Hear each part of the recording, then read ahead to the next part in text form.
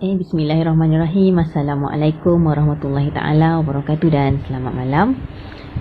Pertama sekali mohon maaf di atas kelewatan untuk sesi sharing dari saya, Nurul Akidah Sulaiman. Dan seterusnya syabas dan tahniah kepada kalian semua yang ada di dalam grup seminar Template Magic ini.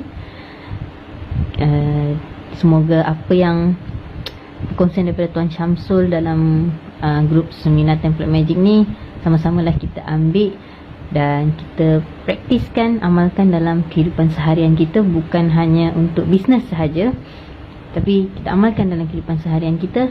Semoga ia lebih memberi manfaat kepada diri kita sendiri dan orang sekeliling kita. Okey, malam ni saya ingin kongsikan 6 sebab mengapa rekod kewangan itu perlu dibuat.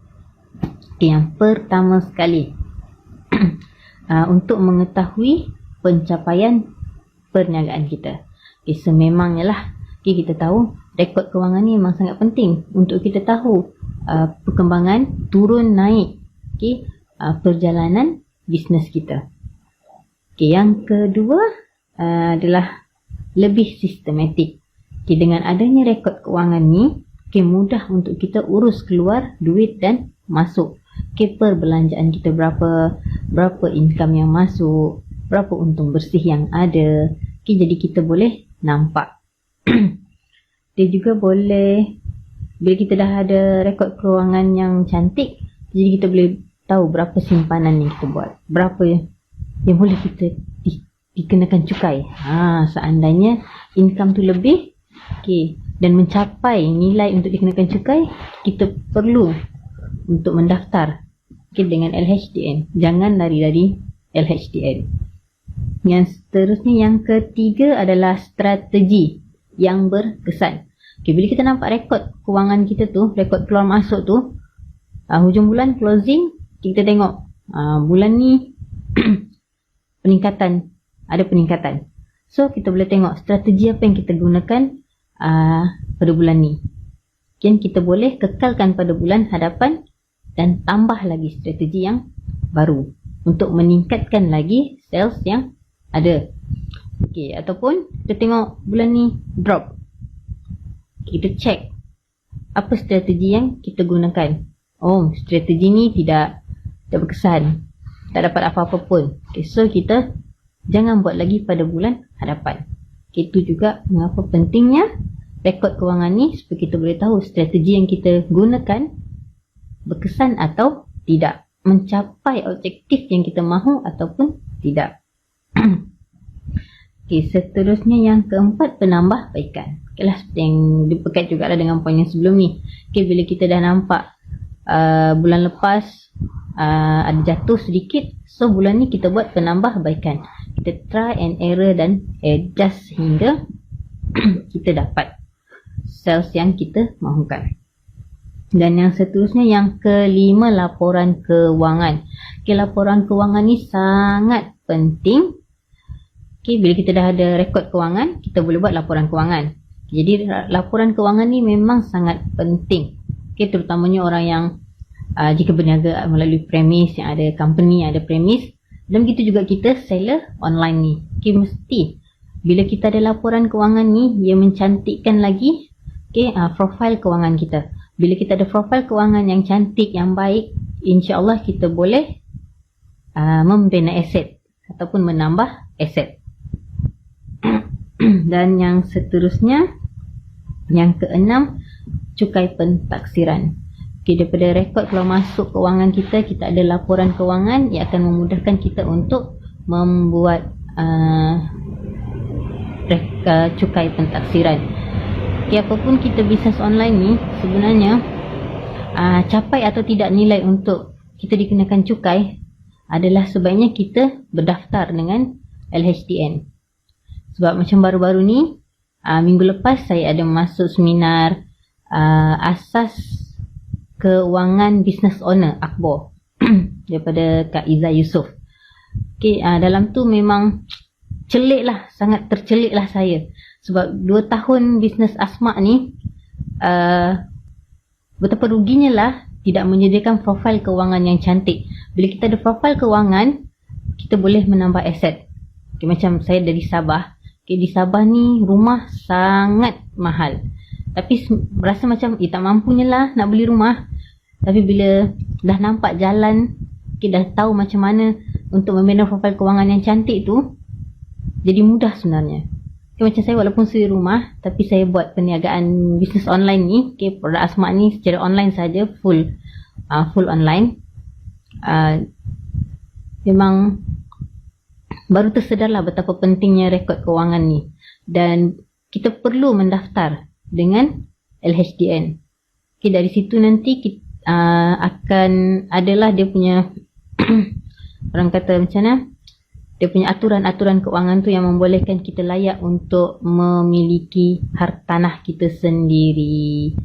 Okay, tu di antara 6 sebab mengapa perlunya rekod kewangan. Selain daripada tu, saya ingin berkongsi jugalah daripada ilmu-ilmu yang ada dalam template magic ni. Macam kami sebelum ni berada dalam grup Ruby, ada grup Amethyst, Tiffany. Okay, dalam tu banyak sharing daripada Tuan Samsul. Dan sebenarnya sharing-sharing tu, okay, apa yang Tuan Samsul kongsikan kepada kita memang ilmu yang sangat mahal. Okay, template tu, isi template tu sebenarnya bukan sebenarnya dia untuk menjadi panduan kepada kita untuk menjalankan perniagaan kita dengan teratur. Jadi kita bolehlah flow ikut template magic tu. Kita isi, kita tengok. Dan contoh ada satu lagi yang saya suka, table prospect. Okay, contoh kita target minggu ni prospek ada 7 orang. Okay, next week kita tambah lagi jadikan 10 orang target. Dan kemudian berapa yang kita capai. Okay, in case tidak tercapai, kenapa tidak tercapai? Kita lihat balik kepada apa aktiviti yang kita lakukan untuk mencapai target kita tu. Okay, dia template-template yang saling berkaitan. Dan bila kita buat, kita akan nampak, oh pentingnya kita isi template aktiviti mingguan.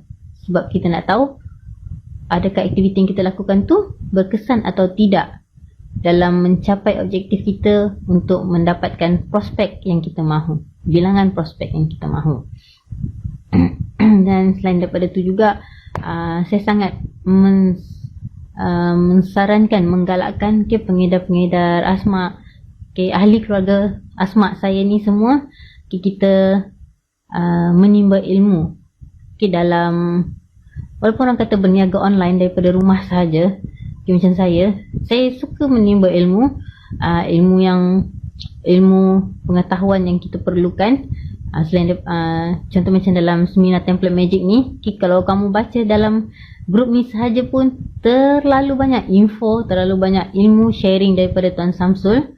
Itu pun rasa pening sudah kan. So memang saya sarankan adakan buat buku nota khas. So ada nota 1, 2, 3 ni dah ada sampai 20 lebih kan nota, kalau tak silap saya 23 kalau tak silap lah yang saya tengok ni.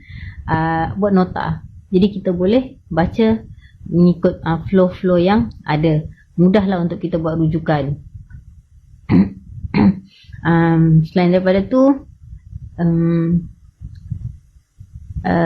sharing saya atau perkongsian saya lagi, semoga kita semua sama-sama bersatu untuk terus